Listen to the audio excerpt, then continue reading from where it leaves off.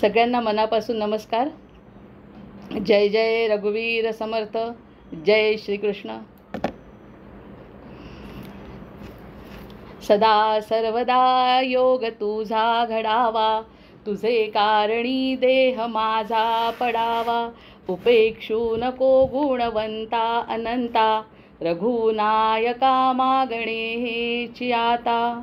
हनुमंतांची कुळवल्ली राममंडपा वेला गेली, श्रीराम भक्तीने फळली. रामदास बोले या नामे, शुका सारिखे पूर्ण वैराग्य जाचे. वसिष्ठा परिज्ञान योगेश्वराचे, कवी वाल्मिका सारिखा मान्य ऐसा. नमस्कार माझा सद्गुरु रामदासा, जयाचा जगी जन्म नामार्थ झाला. जयाने सदा वासनामात केला, जयाच्या मुखी सर्वदा नाम कीर्ती. नमस्कार त्या ब्रह्मचैतन्य मूर्ती, नेत्राने गुरुराजमूर्ती आपुली. मी जे धवा पाहिली, तू विष्णू शिव तूच दैवत मला. तू तात तू माऊली, झाला भाव मनात या मग करू कोणास पाचारण. प्रल्हादा गुरुराजया नित तुम्हा माझे असो वंदन. आदौ राम तपोवनादिगमनं हत्वा मृगं कांचनं. वैदेही हरणं जटायुमरणं सुग्रीव संभाषणं. वाली निर्दलनं समुद्रतरणं लंकापुरी दाहनं. पश्चाद् रावण कुंभकर्ण हननम् एतद्धि रामायणं. जय जय रघुवीर समर्थ. जय जय रघुवीर समर्थ. जय जय रघुवीर समर्थ. नमः शिवाय नमः शिवाय नमः शिवाय. रत्नैकल्पितमासनं हिमजलैर्स्नानं च दिव्याम्बरं. नानारत्नविभूषितं मृगमदामोदाङ्कितं चन्दनं. जातिचम्पकबिल्वपत्ररचितं पुष्पं च धूपं तथा. दीपं देवदयानिधे पशुपते हृत्कल्पितं गृह्यतां. संवर्णेन वरत्नखण्डरचिते पात्रे घृतं पायसं. भक्षं पञ्चविधं पयोदधियुतं रम्भाफलं पानकं. शाकानामयुतं जलं रुचिकरं कर्पूरखण्डोज्ज्वलं. ताम्बूलं मनसा मया विरचितं भक्त्या प्रभो स्वीकुरु. छत्रं चामरयोर्यजं व्यजनकं चादर्शकं निर्मलं. वीणाभेरिमृदङ्गकाहलकला गीतं च नृत्यं तथा. साष्टांगं प्रणतिस्तुतिर्बहुविधा हे तत्समस्तं मया. संकल्पेन समर्पितं तव विभो पूजां गृहाण प्रभो. आत्मा त्वं गिरिजामतिः सहचरा प्राणात् शरीरं गृहं. पूजा ते विषयोपभोगरचना निद्रा समाधिस्थितिः. संचारः पदयो प्रदक्षिणविधिस्तोत्राणि सर्वा गिरौ. यद्यत्कर्म करोमि तत्तदखिलं शम्भो तयाराधनं. करचरणकृतं वा कायजं कर्मजं वा, श्रवणनयनजं वा मानसं वापराधं. विहितमविहितं वा सर्वमेतत् क्षमस्व. जय जय करुणाब्दे श्रीमहादेव शंभो. जय जय रघुवीर समर्थ. जय जय रघुवीर समर्थ. अतिशय असा आपला दीपावलीचा उत्सव संपन्न झालेला आहे. दिव्याचा उत्सव संपन्न झालेला आहे. दिवा म्हणजे प्रकाश, प्रकाश म्हणजे तेज, तेज म्हणजे अंधारातून प्रकाशाकडे जाण्याचा जो आपला उत्सव आहे, तो उत्सव नुसता 5 दिवसांपुरता मर्यादित नाही आहे. उलट कलियुगामध्ये तर आता त्याची महती इतकी वाढली आहे की तो प्रकाश सतत तेवत ठेवणं ही आपली अगदी प्रत्येकाची जबाबदारी आहे. थोडंसं जरी ज्ञान किंवा थोडी माहिती आपल्याला मिळाली तर त्या माहितीला अगदी गच्च धरून त्याचं मनन चिंतन निजिध्यासन करून जीवनामध्ये उतरवणं ही खरंच प्रत्येकाची वैयक्तिक जबाबदारी आहे. आपण त्यावरती सध्या आपण कलीचं पुराण ऐकलं आहे. कलीचा जन्म कसा होणार आहे, झाला आहे, का होणार आहे, कशासाठी होणार आहे, कोणत्या परिस्थितीत होणार आहे. आत्तापर्यंतची जर सगळी परिस्थिती बघितली ना, तर अतिशय पवित्र असं वातावरण होतं आधी. इतकं पवित्र की प्रत्येक शब्दाला किंमत होती. कुणी शाप देत होतं, कुणी उशाप देत होतं. ह्या सगळ्या गोष्टी घडत होत्या. कारण तेवढी तपश्चर्या, साधना प्रत्येकाच्या मनामध्ये आणि चिंतनामध्ये, वागणुकीमध्ये होती. ऋषींच्या सुद्धा. ऋषींच्या सगळ्या असल्यामुळे आताही ऋषी आहेतच, पण त्या परिस्थितीला आता ती परिस्थिती राहिली नाही. या काळामध्ये यज्ञ चालणार नाही. कलियुगाचा महिमा वेगळा आहे. कलियुगामध्ये कर्मकांडाला महत्त्व राहणार नाही. उलट कर्मकांडाच्या मुळे लोकांमध्ये भांडणं होतील, असं कलियुगाचं वर्णन आहे. मग त्यामुळे जे भेद निर्माण झाले आहेत असं जाणवतं. त्यावेळी ते भेद का वाटत नव्हते? कारण त्यावेळेसची मानसिकता तशी होती प्रत्येकाची, करणाऱ्याची सुद्धा आणि करवून घेणाऱ्याची सुद्धा तशी मानसिकता असल्यामुळे ते सगळं व्यवस्थित होत होतं. आणि काळाचा महिमा आहे, कालाय तस्मै नमः.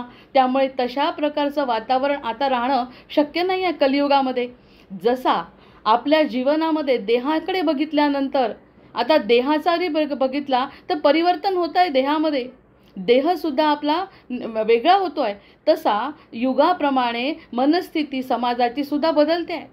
आणि खरं म्हणजे सगळं जग आता संपण्याच्या मार्गावर लागलं आहे. अजून तर खूप वेळ आहे संपायला, अजून काय काय बघायचं आहे. पण कलियुगामध्ये कल्कीचा अवतार होणे ही प्रक्रिया मात्र सुरू झाली आहे. हे आपल्याला खूप आवडलं. आणि तो कल्कीचा जो श्लोक आहे तो अर्थासह मागच्या वेळेस सांगितला आहे. तो मागच्या वेळेस सांगितलेला श्लोक प्रत्येकाने म्हणावा आणि त्यासाठी आत्मसाक्षात्कार व्हावा, प्रकृतीचा खेळ कळावा. ही सिरीज कमीत कमी 3 ते 4-5 भागांमध्ये होणार आहे आता. त्यामुळे प्रत्येक ठिकाणाहून, वेदांमधून, रामायणामधून, कृष्णाच्या चरित्रामधून आपल्याला आत्मसाक्षात्कार कसा करता येईल, दत्तचरित्रातून, हे सगळं आपण बघू शकतो. एका तासामध्ये जितकं जास्तीत जास्त सांगण्याचा प्रयत्न करता येईल तितकं करते. कारण ते माझं चिंतन आहे, ते माझं मनन आहे. आणि तसं व्हावं अशी माझी परमेश्वराजवळ प्रार्थना आहे. माझी स्वतःची प्रार्थना माझ्यासाठी असल्यामुळे तीच प्रार्थना सर्वव्यापकसुद्धा होऊ शकते. अथासो युगसंधायाम दशप्रयेषु राजसु जनिता विष्णू यशसो नामना कल्कीर जगतपती. हा जगाचा पती आहे.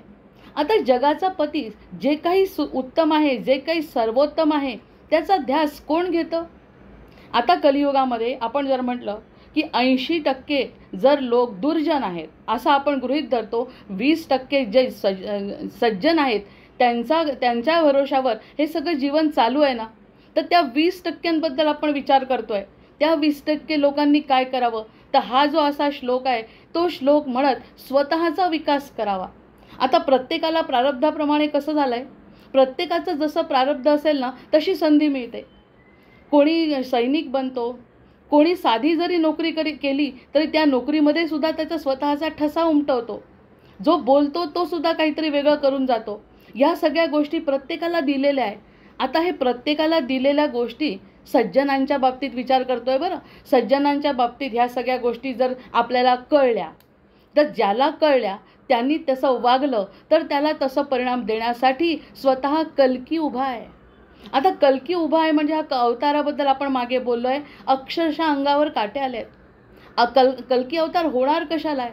जसा गुरुकृपा कधी होईल म्हणण्यापेक्षा आपण असं म्हणायचं की गुरुकृपा झाली म्हणजे आपल्या जीवनामध्ये बदल होण्यास सुरुवात होते. तसाच कल्की अवतार झाला आहे. आणि माझ्यामध्ये जे काही चांगले गुण आहेत, माझ्यामध्ये काही सत्वगुण आहेत, मला ज्या दुर्गुणांचा त्रास होतो त्या त्रासाचं मनातल्या मनात चिंतन, नकारात्मक विचार न करता करून त्यावरती सकारात्मक विचार उपयोग कसा करता येईल ही जगन्नियंत्याला प्रार्थना प्रत्येक जीवांनी करायला पाहिजे.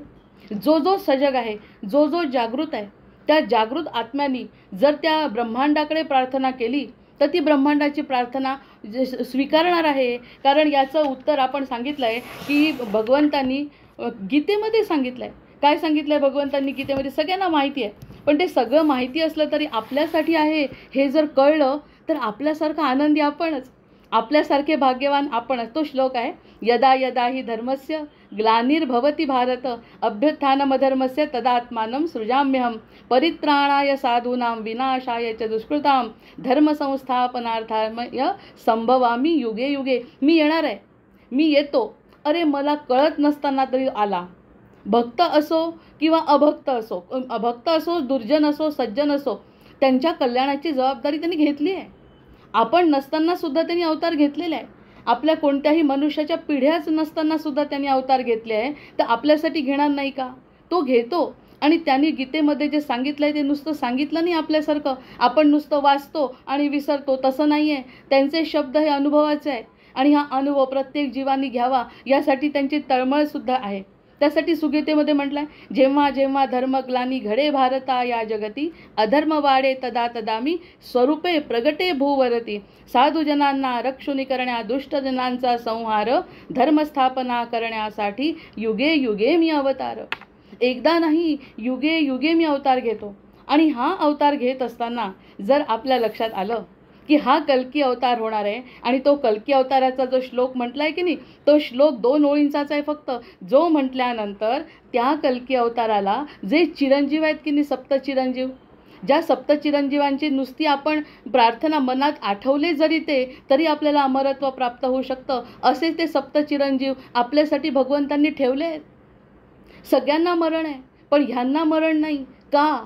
कारण जो कल्की अवतार होणार आहे त्या कल्की अवतारामध्ये हे सप्त चिरंजीव त्याला मदत करणार आहे.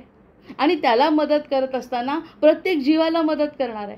कारण जो जीव जसा वागेल त्याचं सगळा लेखाजोखा त्यांच्यापर्यंत पोचणार आहे. आपल्या मनातली तळमळ त्या सप्तचिरंजीवांच्या तर्फे कल्कीपर्यंत पोचणार आहे आणि दुर्जनांचा नाश होणार आहे. म्हणजे कण कण कण कण खारुताईचा वाटा जसं म्हणतो ना, रामरायांनी जसे पाठीवरती हात फिरवले खारुताईच्या, तो खारुताईचा वाटा म्हणजे हे आपल्यासाठी उदाहरण आहे. एक कण जरी प्रार्थना केली जगन्यान त्याजवळ, कोणत्या? तो अश्वावर येणार आहे पांढऱ्या, तो येणार तेव्हा येणार आहे, पण तो येण्यासाठी सुपीक जमीन जी हृदयामध्ये पेरून ठेवणार आहे. आता आपल्या लक्षात येत आहे का? थोडंसं जरी आपण निरीक्षण केलं, सण असो, काहीही कोणतीही गोष्ट असो, कलियुगामध्ये जी काही घडते ना, ती एकत्रित घडतच नाही आजकाल. आपण तसा दिखावा करण्याचा प्रयत्न करतो, पण ती तशी घडत नाही. आत्मा तळमळतो, कारण काहीतरी कमी आहे. काहीतरी कमी आहे म्हणजे काय? तो आत्मा आपल्याला परमात्म्याजवळ जाण्यासाठी प्रयत्नात आहे. हा अतिशय सकारात्मक अर्थ घ्यायचा आहे. हजारो लोक जमल्यापेक्षा आपला एकांतातला जो प्रवास आहे ना, तो कल्कीपर्यंत हे सप्तचिरंजीव पोहोचवणार आहेत. ही ग्वाही भगवंतांनी दिलेली आहे. त्यासाठी यदा यदा ही धर्मसे गीतेचं वचन घेऊन मी बोलते आहे. माझ्या स्वतःच्या मनातलं काही नाही. जेव्हा आपल्या मनातल्या सगळ्या भावना, अरे छोट्या छोट्या गोष्टी पूर्ण होताना दिसतात कधी कधी, जर त्या निरपेक्ष हेतूने केल्या असतील आणि जे मिळालं त्याचा स्वीकार जर अंतःकरण शुद्ध असेल त्या व्यक्तीने जर केल्यानं, त्याच्या सगळ्या भावना पूर्ण होतात आहे, त्याच्या सगळ्या मनोकामना पूर्ण होतात आहे. हे कलियुगाचं वैशिष्ट्य आहे. आणि कलियुगामधला जो कल्की आहे ना, तो सप्तचिरंजीवांचा आधार घेणार आहे. कारण प्रत्येक युगामध्ये प्रत्येक युगामध्ये साक्षीदार असलेले असे हे जे आहेत ना, हे सगळे आपल्याला मदत करणार आहे. आपल्याला म्हणजे प्रत्येक आत्म्याला. आता उदाहरणार्थ, एखादी चांगली घटना घडल्याबरोबर आपल्यातल्या एकाला नाही सांगावं लागत की मला आनंद झाला. आता राम मंदिर उभारलं गेलं, इतक्या वर्षांची तपश्चर्या फळाला आली, आणि एकाला वाटलं का? प्रत्येकाला जाऊन सांगावं लागलं का की रामाचं मंदिर उभारलं? बरं, प्रत्येक हृदय आपोआप TV समोर बसायचा, आम्हाला जाणं होईल न होईल, पण आमचे रामरायाची स्थापना झाली. हे प्रत्येक हृदयाला कसा आनंद झाला? तोच आनंद द्विगुणित करण्यासाठी कलियुग आहे. तोच आनंद द्विगुणित करण्यासाठी कल्की अवतार आहे. आणि तो जेव्हा येणार त्याचं भविष्य आपण वर्तन करू शकत नाही, पण आपल्या जीवनामध्ये तर परिवर्तन आपण करू शकतो. मग त्यामुळे आता आपण सप्तचिरंजीवांचं आधी नाव घेऊ आणि मग म्हणायचं, अश्वत्थामा बलिर्व्यासो हनुमानश्च विभीषणः कृपः परशुरामश्चैव सप्तैते चिरंजीविनः. जय जय रघुवीर समर्थ. हे जे सप्तचिरंजीव आहे ते आपल्या आधी म्हणजे कितीतरी युगांपासून आपल्या समोर आहेत. ते प्रत्येक गोष्टीचं लक्षात घेतात आहे की कोणता जीव कशासाठी तळमळतो आहे आणि काय दुराचार चालला आहे, काय अत्याचार चालला आहे, हे सगळं त्यांना कळत आहे. हे सगळं कळल्यामुळे आपल्या आता लक्षात आलं असेल की हे जे राजे युगाच्या संधिकालानंतर काय होणार आहे. कालच्या कल्की पुराणामध्ये सांगितलं की युगाच्या संधिकालानंतर जेव्हा लूटमार करणारे राजे, मग हे आपल्याला बोलायची गरज आहे का? आता आपल्या मनातलं सगळं आधीच लिहून ठेवलं आहे कल्की महाराजांनी की लूटमार करणारे राजे. आपण आता शांत राहायचं, आपल्या मनाची प्रार्थना करायची की सगळ्या जीवाला शांतता मिळो, सगळे जीव सत्ययुगाकडे वळो. आणि सगळ्यांना आत्मिक समाधान मिळो. कारण किती कष्ट भोगले या आत्म्यांनी. ह्या आत्म्यांचे कष्ट आता खूप झाले आणि लुटमार करणारे राजे असतील. जेव्हा विष्णुयश नावाच्या घरी कल्कीचा जन्म होईल, जो जगाचा स्वामी असेल, जो जगाचा स्वामी असेल, आणि तो एकाला मारणार नाही आहे. आत्तापर्यंत जे अवतार झाले, रावणाला मारलं, कंसाला मारलं, हे एकेका राक्षसाला मारलंय, एकेका वृत्तीला मारलंय. आणि मारल्यावर संपली का ती वृत्ती? युग संपलं म्हणजे बरोबर ती वृत्ती आणखी वाढत गेली. आपण रावणाचं दहन करतो, पण प्रत्यक्षामध्ये रावणाची वृत्ती अंगात आहेच ना आपल्या. मग ही कशी मरणार? मग त्यासाठी हे कलियुग आहे. जेव्हा अतिरेक होतो कोणत्याही गोष्टीचा. आता सुनामी जरी आली, मला किती सांगायचं आहे याच्यावरती, माझ्या मनामध्ये खूप गोंधळ झाला आहे सांगण्यासाठी. जर सुनामी आली, 57 फुटाची जरी सुनामीची लाट असली, ती कितीही वर गेली तरी तिला पुन्हा खाली येणंच आहे. कारण ती वरच्यावर राहू शकत नाही, वरच्यावरती आकाशात जाऊ शकत नाही, तिला खाली यावंच लागतं. म्हणजे इतकं दुःख वाढलं, पण शेवटी सुखाकडे यावंच लागणार आहे. त्यासाठी स्वतःच्या जीवाला त्रास नाही करून घ्यायचा, स्वतःच्या जीवाला नकारात्मक विचार करू द्यायचे नाही. ही जबाबदारी आपली आहे. कारण ह्यामध्ये आपल्या मनाला अशा प्रकारे नियंत्रण करणं सगळ्यात कठीण काम आहे. पण हे सगळे अश्वत्थामा, बलिर्व्यास, हे जे सगळे बसले आहेत की नाही, अश्वत्थामा बली, आम्हाला अश्वत्थामा दिसला म्हणजे आहे असं म्हणतात ना, ते सगळं बघत असतो. अनंत डोळ्यांनी बघत असतात भगवंत. कारण भगवंतांना आता माहिती आहे की एका व्यक्तीच्या रूपामध्ये आकार घेऊन मला चालणार नाही आहे. ह्या जगामधूनच काहीतरी उचलावं लागणार आहे मला.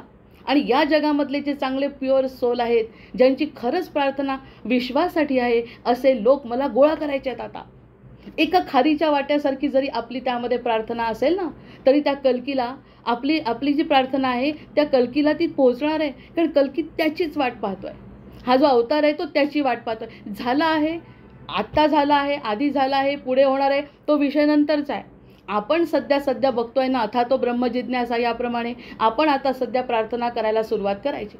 आणि प्रार्थनेची शक्ती खूप आहे हे आपल्याला माहिती आहे. आणि त्यांनी तर एक ग्वाही पण मुख्य महत्त्वाची दिली आहे की आता हे सप्तचिरंजीव कल्की अवतारामध्ये त्याला मदत करणार आहे. मग आता आपण त्याची प्रार्थना केली, त्यांना सांगितलं तुम्हाला अमरत्व आहे, त्या अमरत्वाचे दुष्परिणाम तर तुम्ही बघितले. एवढे दुष्परिणाम सहन करत, भळभळणारी जखम डोक्यावर घेत आपल्यासाठी जगतोय. तो शाप आहे का वरदान आहे? त्याला तो शाप आहे बिचारा. आपण म्हणतो ह्यानी यज्ञ केला, त्यांनी यज्ञ केला, 12 वर्ष तपश्चर्या केली, हे दिसतं ऋषींचं. पण ह्या अश्वत्थामाचं दिसत नाही. तो प्रत्यक्षात असलेला शाप, तो खरं तर त्याला अमरत्व प्रदान कशासाठी केलं आहे की नंतर त्यांनी या सगळ्या गोष्टीचा विचार करून त्याचा सगळा लेखाजोखा आपल्या कल्कीपर्यंत पोचवायचा आहे आणि मग सगळ्यांना संपवून टाकायचं आहे. बिचारे चिरंजीव त्यासाठी आहेत. ही जी अंतिम लढाई आहे आता जी होणार आहे ती अंतिम लढाई आहे. सगळंच संपणार आहे, एकटा रावण नाही संपणार आहे. कारण आपल्या लक्षात आलं की भगवंताची लीला कशी, आत्मसाक्षात्कार व्हावा, प्रकृतीचा खेळ कळावा. भगवंताची लीला कशी आहे माहिती आहे ना आपल्याला, की तो करतो, तो दाखवतो, अरे रावण मारला, मी स्वतः रावण मारला. पण आपण किती लोक रामाकडे बघतोय, रामासारखं आचरण करतोय. कलियुगामध्ये माझं कोणी ऐकणार नाही आहे हे भगवंतांना माहिती आहे. कशाला ते कथासुद्धा नुसते एका कानाने ऐकतील आणि दुसऱ्या कानाने सोडून देतील. म्हणजे जे व्हायचं ते होणार आहे. आणि हा नियम आहे. जसं आपलं शरीर खंगत जातं तसं कलियुगामध्ये आत्म्याला सुद्धा त्रास होतो. आणि हे असं चक्र आहे सृष्टीचं. या सृष्टीचक्राच्या दृष्टीने विचार केला तर वाईट काहीच नाही आहे. सध्याच्या परिस्थितीत सृष्टीचक्राने जर विचार केला, वाईट काहीच नाही. कारण दुःख आल्याशिवाय सुखाची किंमत नाही. अतिशय वाईट समस्या आल्याशिवाय चांगलं काही उपजेल याची किंमतच आपल्याला वाटणार नाही. त्यामुळे हे बली, व्यास जे सप्तचिरंजीव भगवंतांनी ठेवले आहेत, म्हणजे ते शापरूपाने जरी असले, बिचारे आपल्यासाठी किती त्रास घेत आहेत असा जरी विचार केला तर त्यांच्यापर्यंत आपण प्रार्थना पोहोचवतोच. आपल्या आत्म्यात ते सगळेजण आहेतच. आपला आत्मा अमर आहे, ते सगळे तत्व आपल्याजवळ आहेतच. त्यांच्याजवळ जर ती प्रार्थना गेली, अंतःकरण शुद्ध असलेल्या आत्म्याची जर त्यांच्यापर्यंत प्रार्थना गेली तर ते सगळी प्रार्थना त्यापर्यंत पोहोचवतात. आपण असो किंवा नसो, आपली प्रार्थना तिथपर्यंत पोहोचणार आहे. कारण आपण प्रार्थनाच चिरंजीवांना केली आहे. हे जे सप्तचिरंजीव आहे ते याच्यासाठी भगवंतांनी ठेवले आहे. अशी नवी दृष्टी आपल्याला मिळाली. प्रत्यक्षामध्ये आपण कुणासाठी तरी त्रास घेऊ का? कुणासाठी जरी म्हटलं तर यांच्या जीवासाठी म्हणे तुला. आता मुचुकुंदची कथा मी पुढे 7 भागामध्ये सांगणार आहे की प्रत्येकाला हा त्रास का सहन करावा लागला, तर मानव कल्याणाकरता. आणि प्रत्यक्षात आपल्याला असं वाटतं की भगवंत कुठे आहे. मग यदा यदा ही धर्मस्य हा श्लोक खोटा कसा. त्यांनी जो कल्की अवतार घेणार आहे, अरे तुम्ही जागृत झाल्याशिवाय निद्रिस्त लोकांना मी काही देणार नाही, हे त्यांचं वचन आहे. निद्रिस्त लोकांनी पुनरपी जननम पुनरपी मरणम नीच योनीमध्ये जन्म घ्या आणि भोगा. पण आता आपल्याला तर सत्संग लाभलेला आहे, आता आपल्याला गुरु लाभलेले आहेत आणि त्या गुरूंनी सांगितलं की तुझी उत्तम प्रार्थना, निदान दिवसातून 1 मिनिट जरी तू कल्कीचा श्लोक म्हटला आणि सप्तचिरंजीवांना आठवलं आणि तुझ्या मनापासून असलेली प्रार्थना जगाच्या कल्याणासाठी जर केली, 1 मिनिट फक्त दिवसातला जर आपण दिला, तर हे सगळे सप्तचिरंजीव सगळा तो प्रार्थना आणि मेसेज घेऊन त्या कल्कीपर्यंत पोचणार आहे. म्हणजे अजूनपर्यंत काही घडलेलं नाही, पुढे जे वाईट घडणार आहे ते घडत असताना आपला खारीचा वाटा त्यामध्ये निश्चित राहील. त्यामुळे 24 तासातला 1 मिनिट, 2 मिनिट, 10 मिनिट या लोकांना आठवण करून आपल्या मनातली कळकळीची प्रार्थना त्याला सांगून आपण आपलं नमस्कार करून प्रार्थना करून जर आपलं कर्तव्य पूर्ण केलं, ऋषी ऋण आहे, समाज ऋण आहे, आत्म्याचं ऋण आहे आपल्यावरती. आत्मा काय नुसता आनंद घेण्यासाठी आलेला नाही, समाजाचं जे ऋण आहे ते ऋण फेडण्यासाठी आता आपली जबाबदारी नाही का? आपण प्रत्येक ठिकाणी बघतो, घराच्या बाहेर जर पडलो तर जितकं घरात सुरक्षित आहोत ना, तितकं घराच्या दाराबाहेर पडलो की आपण असुरक्षित असतो. मग हे कशासाठी केली आहे परिस्थिती भगवंतांनी निर्माण? अरे आत्म्याचा आता तर शोध घे. आतापर्यंत खूप बाहेर भटकला, इतका बाहेर भटकला आणि प्रत्येक ठिकाणी आनंद शोधला, समूहामध्ये आनंद शोधला. किती खोटेपणा आहे, किती दांभिकपणा आहे, किती खोटे घालून लोक बसले आहेत. जे काही 5-10 लोक आहेत, जे काही 20% लोक आहेत, तेच फक्त आपले वाटतात, बाकी सगळा गोंधळ माजलेला आहे. पण हा गोंधळ कशासाठी आहे? तर या 20%नी प्रार्थना करावी आणि सप्तचिरंजीवांपर्यंत पोचवावी. सप्तचिरंजीव त्याला जशी लागेल तशी मदत करणार आहे. कारण हे एकाचं काम नाही आहे, आता एका अवताराचं हे काम नसल्यामुळे आता त्यांनी सांगितलं आहे हे सगळं करणं ही आपली आता जबाबदारी आहे. मग हे आपल्याला कळलं आणि आता त्याचा त्रास वाटेनासा झाला. जे काही चूक घडणार आहे, अरे राजे खराब होणार आहे असं त्यांनी म्हटलं आहे, शाळा खराब होणार आहे असं त्यांनी म्हटलं आहे, जे काही धर्माचं कार्य करतात आहे तिथे तुम्हाला अधर्म दिसणार आहे, हे दिसत नाही आहे का आपल्याला? हे दिसत असल्यामुळे होणारा त्रास, त्यामध्ये आपल्या पद्धतीने खारीचा वाटा, ज्याला करता येईल त्यांनी कार्य करायचं, ज्यांना नाही करता येत त्यांनी प्रार्थना करायची. फक्त स्वतःसाठी प्रार्थना करण्यापेक्षा विश्वासाठी प्रार्थना केली तर आपली प्रार्थना, जसं मला तर खूप बोलण्यासारखं आहे, मत्स्यावतारामध्ये जेव्हा पुन्हा अवतार होणार आहे, सत्ययुग पुन्हा येणार आहे, हा सगळा प्रलय झाल्यानंतर काही लोकांची बीज आपले भगवंत घेऊन जाणार आहे. त्या नावेवरती मोठी नाव येणार आहे आणि त्या नावेवरती चांगले जे बीज आहेत ते घेऊन जाणार आहे. कारण सगळं काही संपवणार नाही आहे, हे दुसऱ्या युगाला प्रारंभ होणार ना. त्यामुळे आपलं काही ना काही खारीचा वाटा त्या ठिकाणी जर असला तर ही आपल्याला सुवर्णसंधी वाटायला पाहिजे. मग अशा पद्धतीने आपण तो 8 श्लोक म्हणायचे, नाही तर निदान हा एक श्लोक जरी म्हणायचा आणि सप्तचिरंजीवांची आठवण करायची, आपली प्रार्थना मनापासून त्यांच्यासमोर मांडायची. आता हे सद्गुरू कुठे आहेत? मग आपण म्हणतो सद्गुरू तर आमच्यासमोर देहात नाही, हेच आपले चिरंजीव तत्व आपल्यासोबत आहे. त्या चिरंजीवांचं नाव घ्यायचं, नद्यांची नावं घ्यायची, या सगळ्या अंतापर्यंत सोबत राहणार आहे. या सगळ्यांच्या नावानी आपण त्यांना प्रार्थना सांगायची, ती स्वतःची असणार नाही. एवढी जबाबदारी जर घेतली तर आपण भगवंतांनी निवडलं गेलो असं म्हणायला हरकत नाही. कारण फक्त स्वतःसाठी विचार, मला त्रास होतो, हे वाईट ते वाईट करण्यापेक्षा मी 1 मिनिट जरी प्रार्थनेसाठी दिला ना, तर त्या प्रार्थनेचा 1000 पटीने परिणाम भगवंत देतात आहे. आणि आपल्याला जो आनंद मिळणार तो वेगळाच आहे.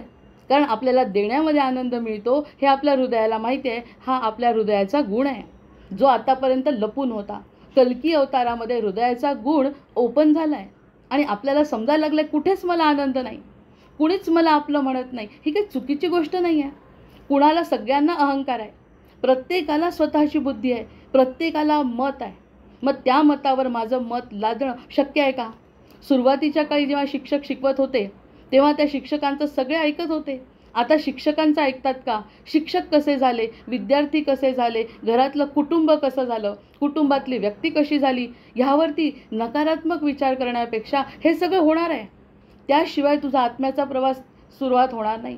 आत्म्याचा प्रवास सुरुवात होण्यासाठी फक्त रावण समाजातला मारला जात नाही, आपल्यातला जो आत्म्याचा प्रवास आहे त्यासाठी आतले राक्षस मारण्याची गरज आहे. ह्यासाठी ही जागृती आहे. हा अतिशय वेगळा कल्कीचा आनंददायी प्रवास आपल्याला करायचा आहे. आता धर्मस्थापना करणे हाच हेतू आहे.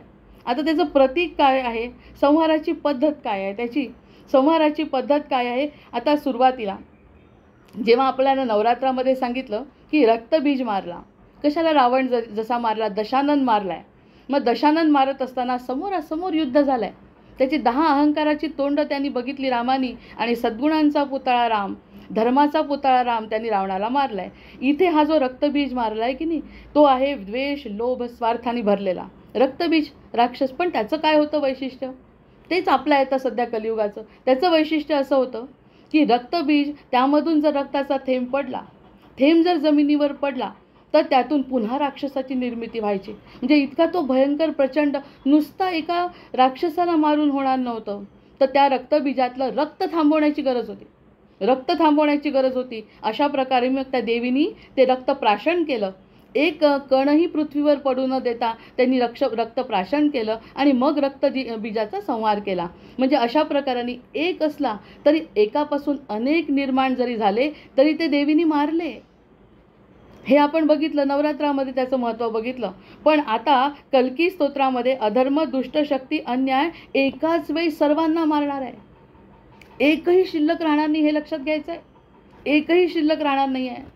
त्या ठिकाणी शिल्लक चांगले राहिले, कारण युग संपलं नव्हतं. आता युगाची सांगता होणार आहे की नाही, त्यामुळे तिचा जो रक्तबीज मारून एकाचे 1000 होणारे देवीनी कार्य केलं, ते करू शकली. या ठिकाणी आता प्रत्येक हृदयामध्येच रावण आहे. मग त्याला कसं मारणार? त्याचा एक तर स्वतःनी मारलेले 20% लोक असतील, आणि जे नाही मारल्या गेले त्यासाठी जो कल्की अवतार आहे त्यालाही सप्तचिरंजीव मदत करणार आहे. म्हणजे एकूण काय, एकाच वेळी सगळ्यांचा नाश होणार आहे. हा अतिशय महत्त्वाचा मुद्दा पटला असेल असं मला वाटतं आहे. कारण रक्तबीजाचं थेंबाचं शोषण करून शुद्ध स्वरूप केलं आहे. नंतर त्याचं स्वरूप तर काय, अवतार काय आहे, तत्त्वज्ञान सांगणारी कालिका ही भीषण जागृत शक्ती आहे, अंतर्मनातील दोषांचं निर्मूलन करणारी शक्ती आहे. पण कल्की हे विराजित योद्धा आहे, आणि जगातील सामूहिक अधर्माचा संपूर्ण नाश करणार आहे. आता संपूर्ण नाश करणार आहे. आपण एका खोलीतला केर काढतो, आणि एका खोलीतला केर काढून केराच्या टोपलीत टाकला तर वेगवेगळ्या पद्धतीने करावं लागतो. त्यांनी तसं नाही म्हटलं आहे. आता त्या ठिकाणी पूर्ण घराचीच स्वच्छता आहे. जय जय रघुवीर समर्थ. नुसतं एक नाही करायचं आहे, एकाला मारायचं नाही, कारण की घरोघरी मातीच्या चुली इतकं वाढलं आहे. मग इतकं वाढल्यानंतर जो वाईट आहे ते सगळं लिहिल्या गेलं आहे, आणि लिहिल्या गेलेलं ज्यांनी प्रार्थना केली ते सुटला, बाकी सगळ्यांना धरणार आहे. आणि त्याच्याजवळ एवढी शक्ती आहे की तो 64 कलांनी युक्त असा देव आहे. कृष्ण जसा पूर्णावतार आहे, राम जसा धर्मावतार आहे, तसा हा 64 कलांनी युक्त असलेला देव पांढऱ्या स्वच्छ घोड्यावर बसणार आहे. आणि त्याच्यामध्ये नाही असं काहीच नाही, एकही गोष्ट नाही अशी त्याच्याजवळ नाही. आणि त्याच्याजवळ जाणारी जी माहिती आहे ती सप्तचिरंजीव पोहोचवणार आहे. आणि सप्तचिरंजीवांनी पोहोचवलेली माहिती देवांच्या मदतीसह स्वतः 64 गुणांनी भरलेला हा जो देव आहे तो सगळ्या जगाला संपवणार आहे. मग सगळ्या जगाला संपवणे आवश्यक आहे की नाही? आपण आता म्हणतो, प्रत्येकजण याला फाटे पडतो की रावण दहन करता, तुम्ही कोणते राम आहे? नाहीच आहे. तोच तर प्रश्न आहे सगळा. आम्ही रावणाला दहन करतो बाहेरच्या, आतमधल्या रावणाचं दहन कुठे होणार आहे? हे सगळं संपेपर्यंत भगवंत आपल्यासोबत आहे. भगवंत सगळं बघतात आहे. देहाला जशी ग्लानी येते तशीच ही युगाला सुद्धा ग्लानी आलेली आहे. पण त्यामध्ये अतिशय चांगली गोष्ट अशी आहे की आपल्यासारखे सज्जन, आपल्यासारखे सद्गुरू लाभलेले लोक अशा प्रकारची प्रार्थना करून खारीचा वाटा नवीन सत्ययुगासाठी वेचू शकतात. नामस्मरणाने स्वतःचा फायदा करून घेतील, आणि प्रार्थनेनी विश्वाचा फायदा होईल. जे ज्ञानेश्वर माऊलींनी सांगितलं ते प्रत्येक आत्म्याने करायचं आहे. 24 तासातून 1 मिनिट आपल्याला मिळणार नाही का? असं जर आपल्याला कळलं तर आपण समाज ऋणातून सुद्धा मुक्त होऊ. आत्मा किती शांत होईल. आज मी अभयदादांना म्हटलं होतं, लागा चुनरी में दाग म्हणायची माझी इच्छा आहे कोणीतरी, कारण माझं हे जे विवेचन आहे ते सगळं आत्म्यावर होणार आहे. 7 भागात तरी कमीत कमी होणार आहे. तर ह्या सगळ्या गोष्टी जर आपण बघितल्या तर आपली जबाबदारी वाढली. आता राम येईल आणि तो करेल असं नाही आहे. आता आपल्याला सांभाळून घ्यावं लागणार आहे. आता भक्तांचा हेतू काय आहे? तर आंतरिक विकारांचा नाश आणि रक्षण करायचं हा आहे. तर सत्ययुगाची स्थापना करणे हा हेतू आहे कलियुगाचा. हे कळत असताना, खरं मला वाचत असताना इतका आनंद झाला. ती वाईटातून चांगलं कसं सापडतं, जसं म्हणतो समुद्र मंथनातून विष निघालं, तर विष निघाल्यानंतर अमृतही निघालं ना. मग जितका आपण विचार करू, आधी विषच निघालं, हा वाईट तो वाईट, ही संस्था वाईट, तो संस्था वाईट, हे डॉक्टर वाईट, ते डॉक्टर वाईट. हो, आपापल्या प्रारब्धाप्रमाणे भोगण्यासाठीच तर कलियुग आहे. जशी नीच योनीमध्ये जन्म घेतो की नाही व्यक्ती, तसा हा कलियुगात जन्म त्यासाठीच झाला आहे. प्रारब्धाप्रमाणे जे भोग आले ते भोगावेच लागणार आहे. पण ते भोगत असताना आपल्याला जर त्या गोष्टीतून आत्मसाक्षात्कार व्हावा, प्रकृतीचा खेळ कळावा, एखाद्याला जर कळला तर घरच्या घरी भगवंत हृदयामध्ये येऊन बसतात आणि त्याला अशी प्रार्थना करायला लावतात, बाबा रे, तू जे करू शकतो ते तर कर, कमीत कमी तुला मी संधी देतो. जी संधी मला वाटेल ती तुझ्याकडून करून घेतो, जसं अर्जुनाकडून करून घेतलं तशी प्रत्येक जीवाला मी संधी देतो. तू प्रार्थना तर कर, तू प्रार्थना कर, मी तुझ्या पाठीमागे उभा आहे. म्हातारे कोतारे सुद्धा या ठिकाणी 85 वर्षाचे लोक, 90 वर्षाचे लोक सुद्धा प्रार्थना करू शकतात. कोणीही प्रार्थना करू शकतो आणि प्रत्येकाला संधी मिळते. अशी ही संधी देणारी अशी ही जी प्रार्थना आहे, ती प्रार्थना जर आपण केली तर आपल्यामध्ये किती महत्त्वाचा बदल होईल मी सांगायला नको. हे आपल्याला आता हा वेगळ्या पद्धतीचा जो विचार आहे तो पटला असेल असं मला वाटतं. जय जय रघुवीर समर्थ, जय जय रघुवीर समर्थ. आपल्याला स्वतःला या सगळ्या गोष्टी कराव्या लागणार आहे. ह्या गोष्टीचं जर भान आपल्याला राहिलं तर आपण इतरांकडून अपेक्षा करणार नाही. आणि इतरांकडून अपेक्षा करण्याची आणि आळशी होण्याची आपल्याला की नाही खूप सवय लागली आहे, की हा येईल, फक्त आपल्याला प्रार्थना करायचं, नतमस्तक व्हायचं, भक्ती करायची आणि मोकळं. असं नाही चालणार. आता प्रत्येकाला उठावं लागणार आहे आणि आपण अशा काहीतरी गोष्टी करायच्या. जे कार्य दिलं ते कार्य आपल्याला करावं लागणार आहे. याची जाणीव आपल्या प्रत्येकाला होतही असेल कदाचित. आत्ता जे ऐकतायत ना त्यांनासुद्धा जाणवत आलं, असे अचानक मला कसं काय हे कार्य मिळालं आणि अचानक करत असताना मला हे कार्य अगदी नेटाने करायचं आहे, असे तरुण मुलंसुद्धा आपल्याला दिसतात. हे का होतं आहे याचं कारण आपल्याला अशा विवेचनातून कळतं की भगवंताची लीला अगाध आहे, समजत नाही आपल्याला. आता बघा, आणखी एक महत्त्वाचा मुद्दा सांगते. आता आत्म्याचं अवरोहण आणि आरोहण यात्रा असते आणि ही कलियुगामध्ये शक्य आहे आत्म्याची. त्यासाठी भगवंतांनी सगळ्यात मोठी लीला काय केली आहे माहिती आहे? म्हणजे माझ्या मतीप्रमाणे मी विचार करत असते बरं, अल्पमतीप्रमाणे. कृष्णाच्या किंवा सद्गुरूंच्या कृपेने आपण जो काही विचार करतो तो जो आवडला तो सद्गुरूंचा, नसेल आवडला, नाही जमला तो माझा, हे मला निश्चित कल्पना आहे.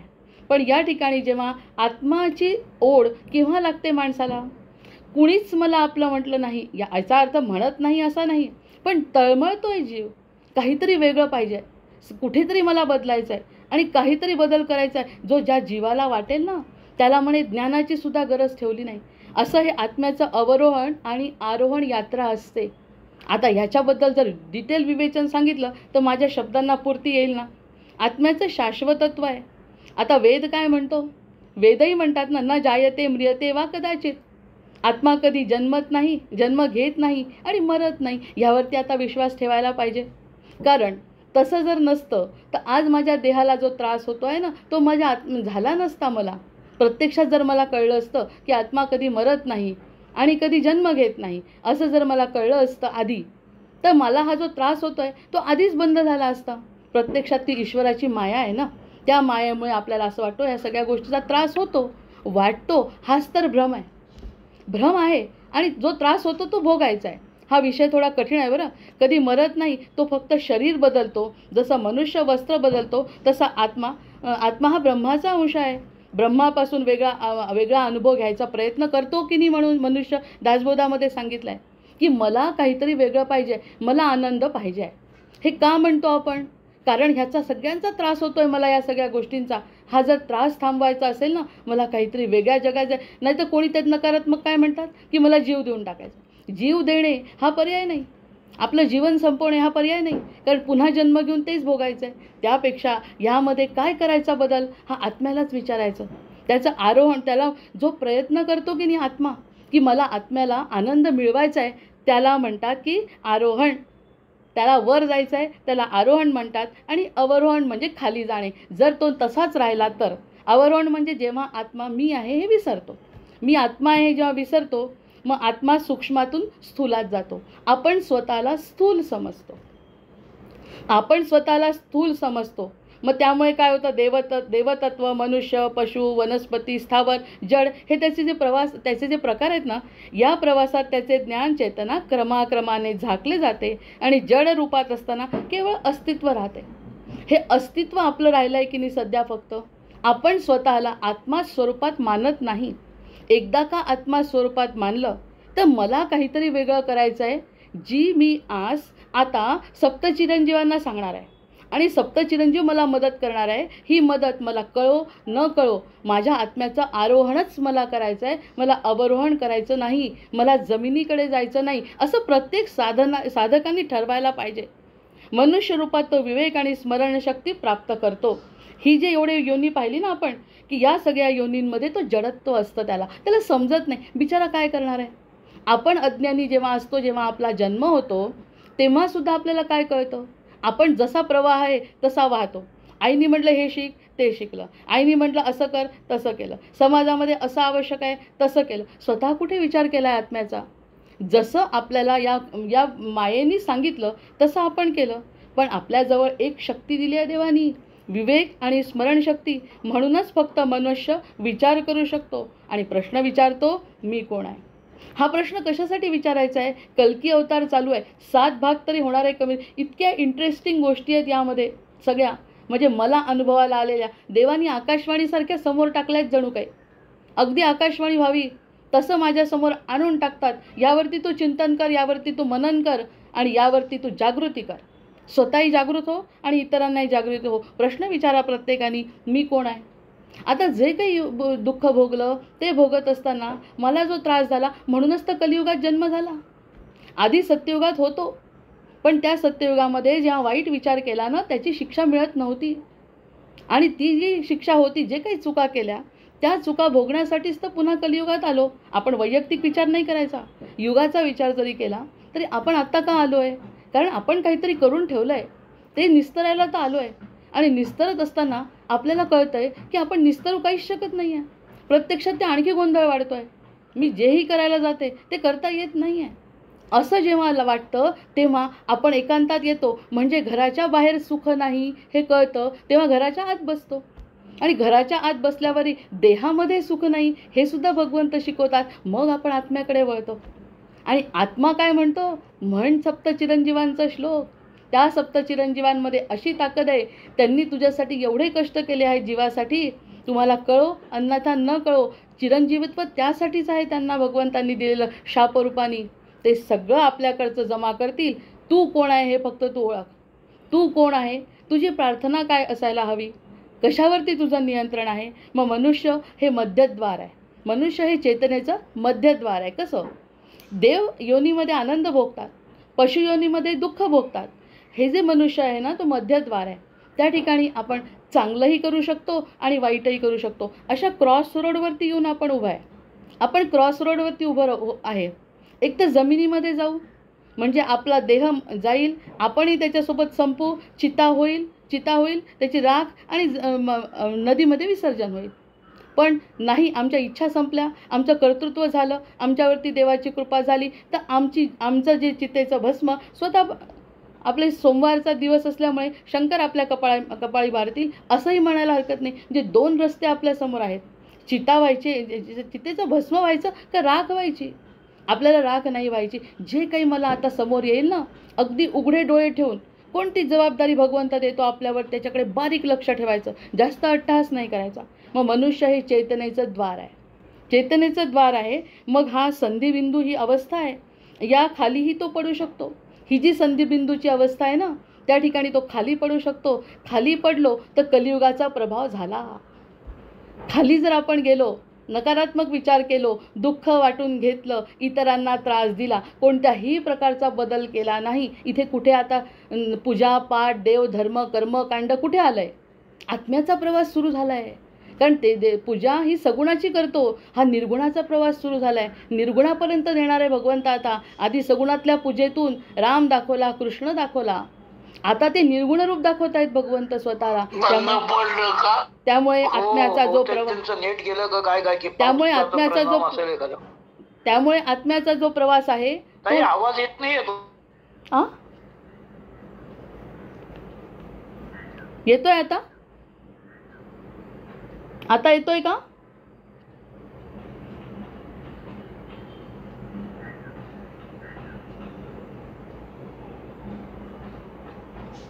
येतोय आता. ही जी संधी आहे, येतोय आवाज. हो, आता येतोय ताई, आता येतो. हा ही जी आपली संधी अवस्था आहे ना, जशी आता युग संपवून कलियुग संपून सत्ययुगाकडे जातोय, ती अवस्था समजू. किंवा आपली आताची अवस्था अशी आहे, एक तर खाली जाऊ शकतो किंवा वरही जाऊ शकतो. मग आपल्याला जर मनुष्य भोग हिंसा अज्ञानात डुंबत चेतना खाली उरते. जर भोग विलास दुःख चुकीच्या गोष्टी मारामारी आपण म्हणतो ना, ह्यांच्याजवळ दुःख आहे, हे असे दुर्जनासारखे वागतात, तरी ते त्यांचं काय होईल आपल्याला काही घेणं देणं नाही. आपल्याला काय करायचं आहे, हे सगळे भोग आता संपवायचे आहे. घराच्या बाहेर सुख नाही म्हणजेच देहामध्ये सुख नाही, म्हणजेच आत्म्यामध्ये सुख आहे, म्हणजेच मी कोण आहे. मी कोण आहे हे जर कळत असेल तर हे अवरोहणाचं चक्र आहे. आरोहण अवरोहण होणार आहे का? जर खाली उतरलो तर अवरोहण होणार आहे. पण जर तो प्रेम साधना आणि ज्ञानात वागला आणि जगला तर चेतना वर चढते. हाच आरोहणाचा मार्ग आहे. आपण की नाही ऐकलं असेल, आरोहण आणि अवरोहण जेव्हा पांडवांच्या बाबतीत आरोहणाचा मार्ग सांगत होते, स्वर्गाचा मार्ग, त्या नुसत्या कल्पना नाही आहेत. या ठिकाणी प्रत्येक जीवाला जागृत करतोय. जी परिस्थिती समोर येते की नाही, ती सगळी परिस्थिती आत्म्यासाठी अतिशय पोषक आहे. हा अतिशय चांगला विषय मिळाला की नाही आपल्याला. जे वाईट आहे ते सगळे आपले भोग संपतात आहे. स्वतःचं वाईट आहे, भोग संपतात आहे. समाजाचं वाईट आहे, तरीही आम्हाला ती अवस्था आवश्यक आहे, कारण आमचा आत्मा त्याशिवाय जागृतच होत नाही. या सगळ्या गोष्टीमुळे चेतना जर वर चढत असेल आणि या सगळ्यांवरती मी विजय मिळवू शकत असेल तर कल्की अवतार जन्म झाला असं म्हणायला काय हरकत नाही. कल्की महाराज की जय. ही जी प्रत्येक हृदयामधली अवस्था आहे. आता याच्यासाठी एक साधंसं उदाहरण आहे. जर आपल्याला जाणवत असेल, जेव्हा 2010मध्ये जेव्हा पहिल्यांदा मोदी निवडून आले, ते मोदी कुठले होते? गुजरातमध्ये काम केलेले मुख्यमंत्री. पण जशा त्यांच्या घोषणा ऐकल्या ना लोकांनी, किंवा RSSचे 100 वर्ष झाले, अशा काही चांगल्या गोष्टी जेव्हा ऐकतो ना, तर एक व्यक्ती तो तिकडे अमेरिकेत राहणारा असो, आपला व्यक्ती, किंवा आणखी एखाद्या खेड्यात राहणारा असो, सगळे आनंदाने कसे नाचत होते. असं वाटलं आमच्या हृदयातलंच सगळं पूर्ण होत आहे, आमचं हृदय पूर्ण होत आहे. हा तर नुसता मानवी अवतार आहे. हा तर समजा मानवी अंश आहे. त्या अंशामध्ये एक सद्गुण आहे फक्त, की जो देशाचं कल्याण इच्छितो. जे आतापर्यंत दिसत नव्हतं, जे सत्ययुगाचं लक्षण आहे, त्यालाही सुद्धा मर्यादा आहे. त्यांना सुद्धा स्वतःचे अहंकार आहेत. त्यामुळे पुन्हा मागे पडतो. पण आपल्या सगळ्यांना किती आनंद झाला.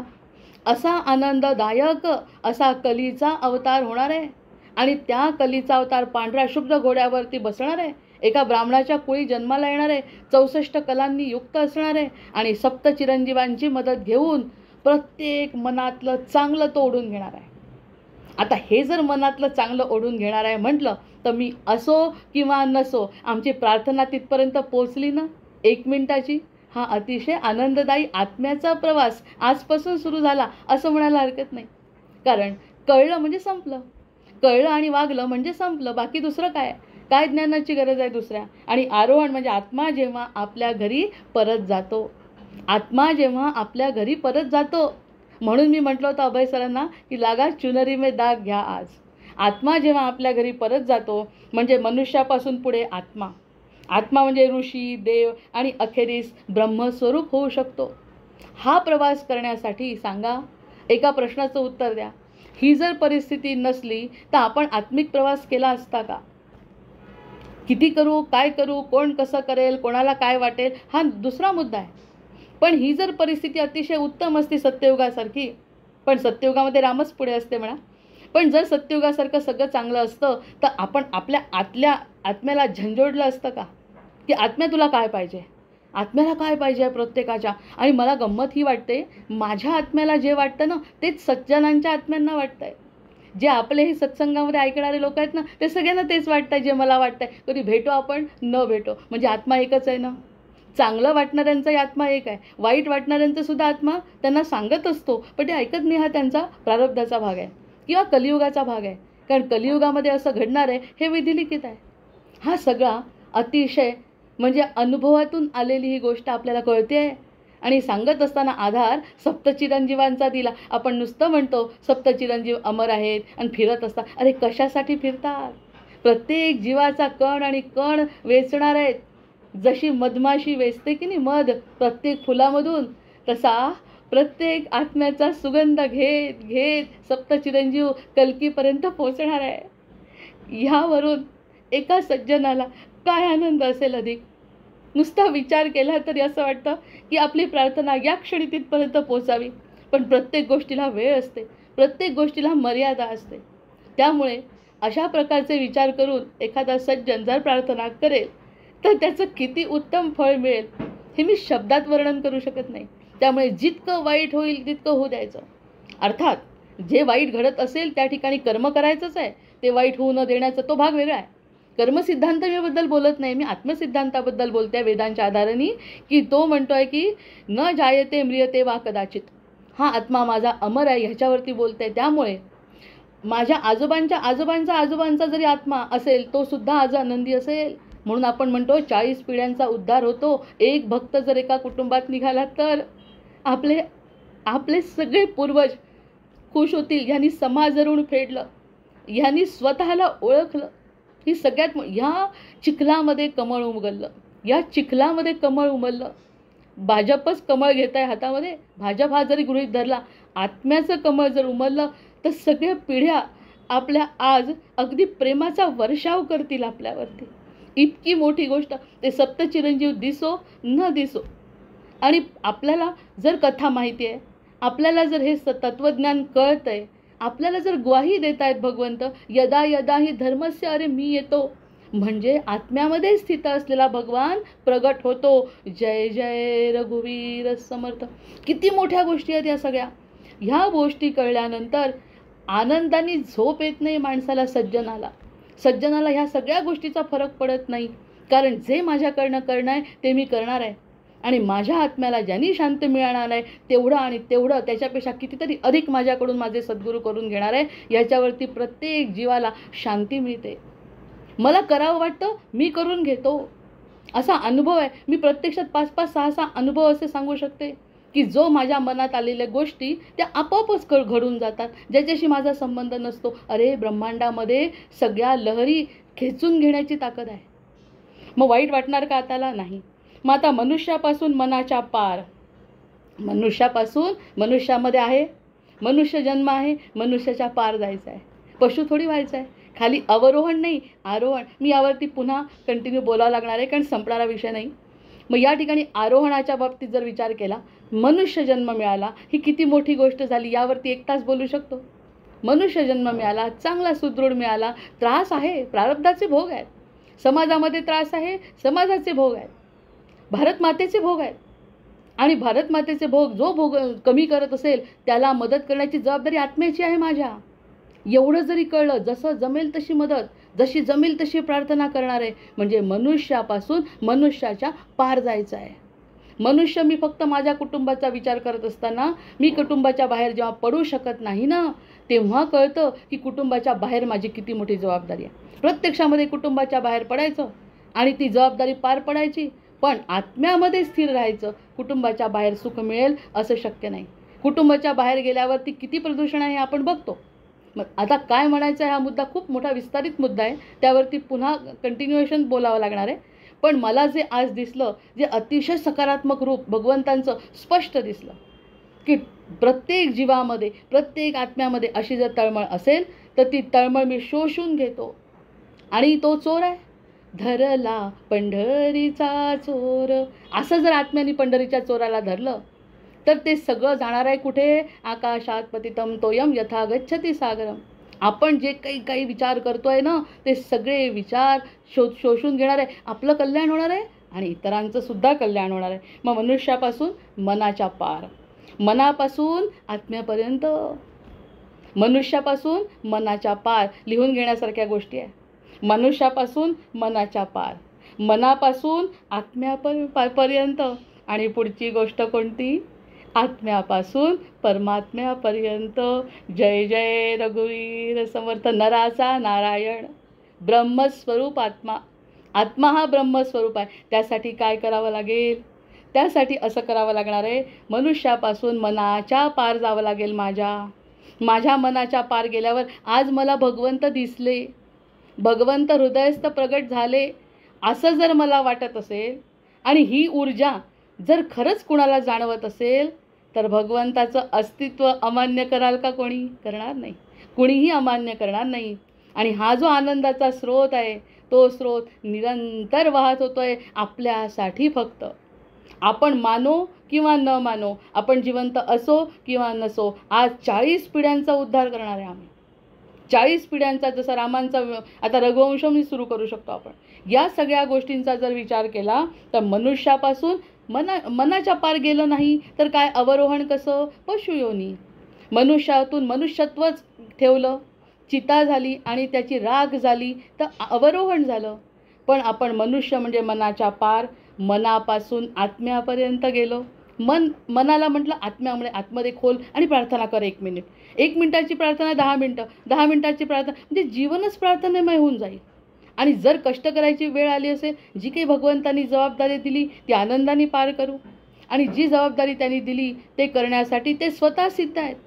ज्ञानेश्वरांना जेव्हा माऊलींना जेव्हा हे कार्य मिळालं, किती अडथळे आले, पण भगवंत स्वरूप असल्यामुळे ते सगळं ते करू शकले. तसं प्रत्येक जीवाला खारुताईसारखा वाटा भगवंत स्वतः देतात. फक्त प्रार्थना तशी पाहिजे, मला सगळ्यांसाठी काहीतरी करायचं आहे, मला सगळ्यांसाठी सगळं काय करायचं आहे. हा जो समाज आहे तो आमूलाग्र एक तर बदलायचा आहे, नाही तर संपवायचा आहे. जय जय रघुवीर समर्थ. संपायला वेळ आहे अजून.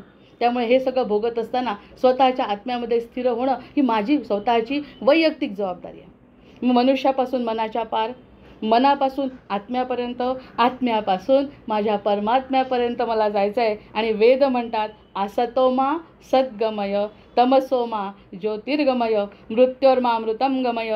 हे प्रभू, मला या असत्याकडून सत्याकडे, अंधकारातून प्रकाशाकडे आणि मृत्यूपासून अमरत्वाकडे ने. आणि ही प्रार्थना माझी सतत राहणार आहे, कारण मला मरायचं नाही आहे. मला मरायचं नाही आहे. देहाने जरी गेलं तरी माझं कार्य जे अविरत चालू होतं भगवंताचं, त्या कार्यामध्ये माझा खारीचा वाटा असावा, अशी माझी अगदी मनापासून तळमळ आहे. ही तळमळ भगवंत शोषून घेणार आहेत याची ग्वाही भगवंतांनी गीतेत दिली आहे. कारण आत्तापर्यंत जे अवतार झाले ते सगळे अवतार एक रूपामध्ये होते. आता अनेकांच्या, कोणालाच एकाला वैयक्तिक महत्त्व राहणार नाही, एकाने काम केलं असं होणार नाही. प्रत्यक्षात प्रत्येक मनुष्य एकमेकांपासून तुटला आहे, पण प्रत्यक्षात एकत्रच कार्य करणार आहे. ही भगवंताची सगळ्यात मोठी लीला आहे. ही जर आज लक्षात आली थोडीशी तरी, आणि जे काही चुकलं असेल, विचार चुकले असतील तर ते माझे स्वतःचे वैयक्तिक आहे. आणि जे काही बरं वाटलं असेल, जे काही आत्म्यापर्यंत पोचलं असेल, ते खरंच परमात्म्याची इच्छा आहे असं समजून या ठिकाणी वाणीला विराम देते. जय जय रघुवीर समर्थ. भरजन भव बीजाचे, अर्जन सुख संपत्तीचे, तर्जन यमदूताचे. राम गर्जन बोला राम राम राम, बोला राम राम राम. आवाहनं न जानामि, न जानामि तवार्चन, पूजांचैव न जानामि, क्षम्यतां परमेश्वर, क्षम्यतां परमेश्वर, क्षम्यतां परमेश्वर. जय जय रघुवीर समर्थ. जय श्रीकृष्ण. जय श्रीकृष्ण. दीपावलीच्या कालखंड संपल्याच्या नंतर